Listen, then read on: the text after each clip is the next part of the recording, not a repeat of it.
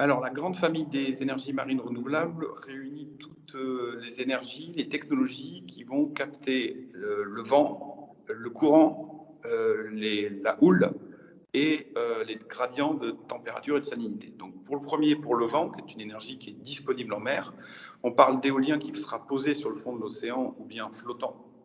Il va capter, au travers de cette éolienne, cette énergie va capter l'énergie cinétique des vents.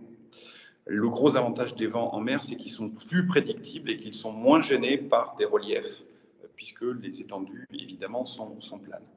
Ensuite, il y a les courants marins qui peuvent être captés par des hydroliennes, donc des appareils avec des systèmes d'hélices que l'on met sous l'eau et qui vont capter l'énergie cinétique des courants marins ou estuariens. On peut également prévoir ça dans les estuaires et dans les fleuves.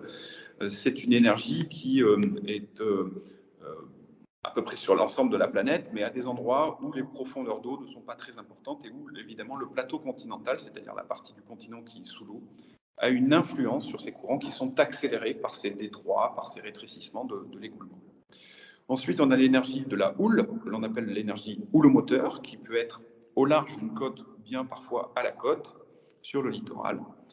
Et enfin, les différents gradients, donc l'énergie thermique des mers qui va produire de l'énergie électrique à partir d'un gradient de température, donc qui sera évidemment plutôt aux latitudes où l'on pourra trouver une eau chaude en surface et une eau froide en profondeur, donc plutôt sous les tropiques, par exemple au large de la côte de l'île de la Réunion, pour la France ultramarine.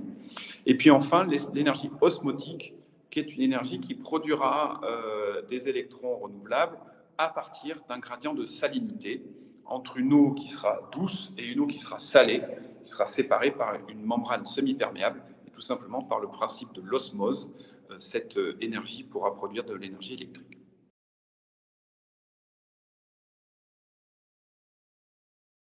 Alors, le marémoteur en France, c'est un petit peu la grand-mère des énergies marines renouvelables, puisqu'on a eu la chance d'avoir un barrage marémoteur dans l'estuaire de la Rance dès les années 60. Il a été inauguré, je crois, de mémoire en 66 par De Gaulle, 240 mégawatts, toujours en exploitation, qui apporte beaucoup d'énergie renouvelable à la région Bretagne.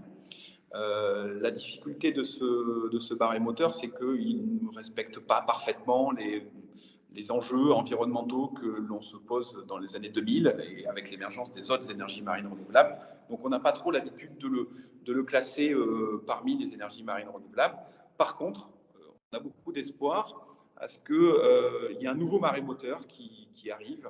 Ce nouveau marémoteur, ça sera tout simplement de l'hydrolien que l'on pourrait venir placer entre des digues qui permettrait évidemment un rétrécissement d'une section mouillée d'un courant avec un effet de marnage qui ferait qu'il y aurait une vidange d'un bassin vers l'océan et que de ce fait, évidemment, on puisse capter l'énergie cinétique de ces courants à cet endroit-là.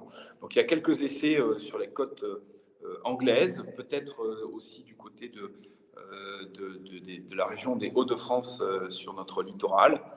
Mais en tout cas, on attend pas mal de nouveautés dans ce domaine pour éviter évidemment les écueils environnementaux qu'il y a eu par le passé en termes de barrages immenses d'un écosystème estuarien et des enjeux évidemment qui sont liés à l'eutrophisation, à l'envasement et aux espèces évidemment piscicoles et surtout migratrices.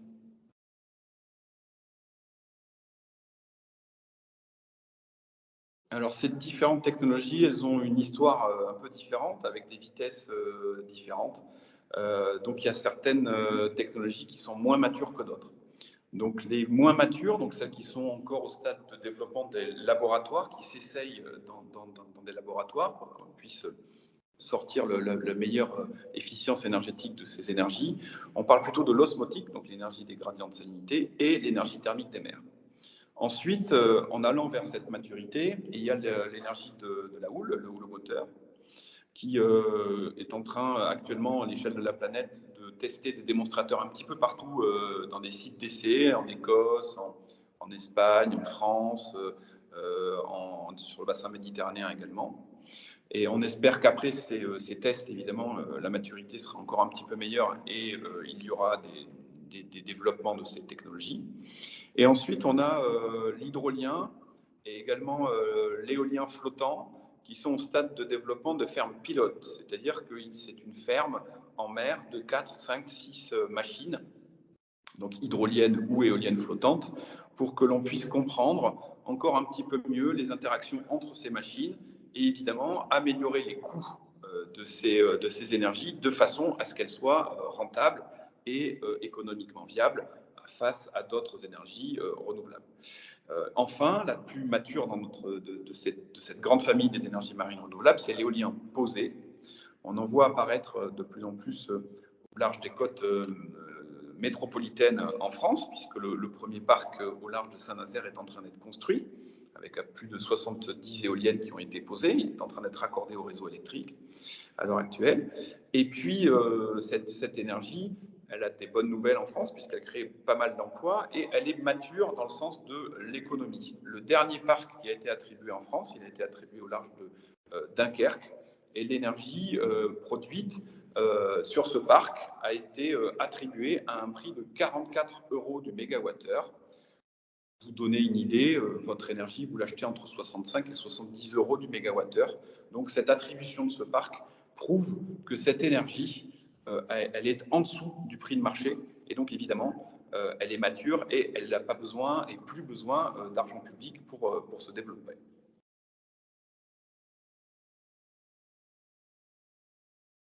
Alors, concernant l'éolien offshore, il y a beaucoup d'interactions entre les différents usagers des milieux marins et littoraux, tout simplement parce que c'est d'actualité en France. L'État français, qui exerce sa souveraineté en mer, a lancé des débats publics pour la construction et l'attribution de parcs éoliens offshore. Donc, il y a eu beaucoup d'échanges entre les différents usagers, notamment le monde de la pêche, pour concevoir des parcs qui permettront de pêcher dans ces parcs. C'est une particularité bien française. Et donc, dans ce dialogue compétitif ou bien ce débat public, bien, tout simplement, les usagers de la pêche évoquent avec les futurs professionnels de l'énergie l'espacement des éoliennes, l'orientation des rangs d'éoliennes, la distance à la côte et tout un tas de choses qui permettra de croiser les usages dans cet espace maritime. Ensuite, la profession imagine pour cette énergie de l'éolien posé ou flottant des croisements d'interaction et d'usage avec notamment des cultures algales, des cultures piscicoles ou conchilicoles qui pourraient être au pied de ces éoliennes dans ces parcs. Et puis du côté du holomoteur, j'ai en tête également des usages qui se croisent avec les digues à énergie positive. Une digue, en général, c'est fait pour protéger un port de plaisance, un port de pêche. Et bien demain, il y aura des capacités de capter l'énergie des vagues dans cette digue à énergie positive et donc à croiser ces différents usages. Enfin, dernière action remarquable dans cette filière, c'est tout simplement des interactions entre les différents métiers.